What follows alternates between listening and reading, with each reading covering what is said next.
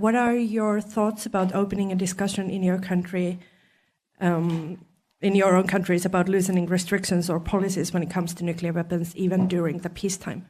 Thanks.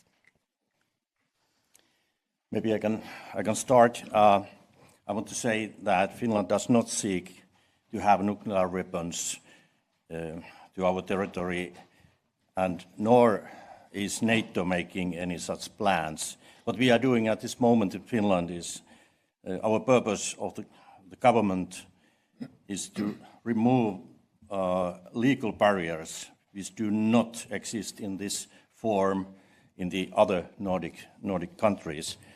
On nuclear weapons, the initiative to adopt the French nuclear deterrence to increase wider European security, it was positive, but Finland has not had similar discussions as some other countries who are also presented here, but we are interested to hear more because we need to strengthen European deterrence.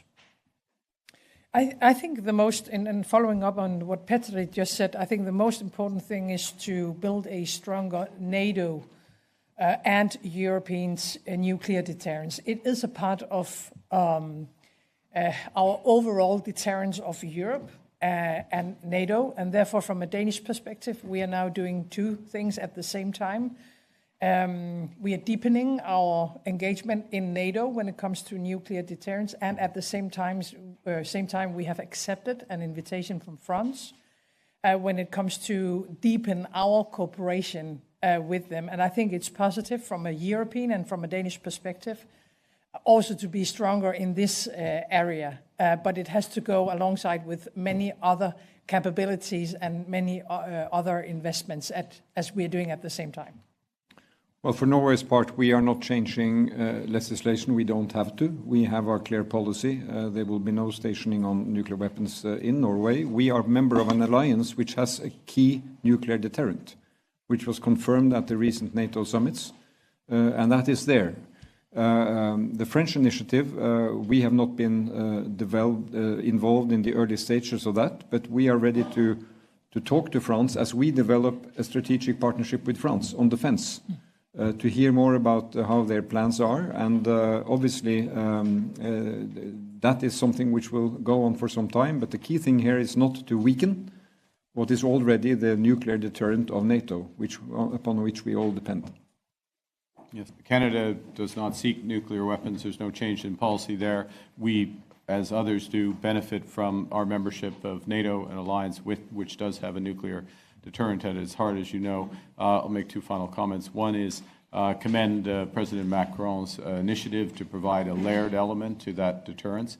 The modalities and the breadth of that, of course, to be worked out, but we commend that initiative from a NATO perspective, from a European security perspective. It's not directly affecting Canada. And then the last thing, which is not nuclear per se, but I just underscore in terms of the changing threat environment, the risk to Canada from new missile systems, hypersonic missiles and others, is necessitating big investments, including in over-the-horizon radar and beyond, in order to have a deterrence there.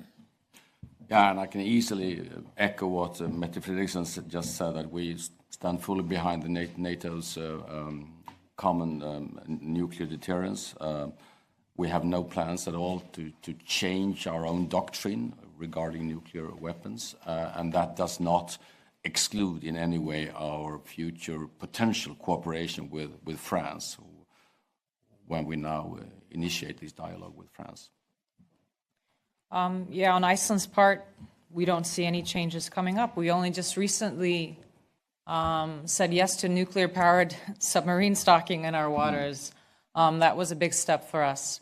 So, I mean, we are still under our ongoing strong partners of NATO, and we don't see any changes to that nuclear umbrella. Look, the biggest security threat, physical security threat in the Arctic is Russia. And there are various aspects of that. There are other layered threats in there, but first and foremost, and consistent with many of the other aspects of of NATO security development is, unfortunately, it is a common threat, and that is the case in the Arctic. First point. Second, I just underscore that it is welcome, arguably overdue, but welcome, that now NATO is focusing increasingly on Arctic security, and Arctic Sentry obviously is a manifestation of that.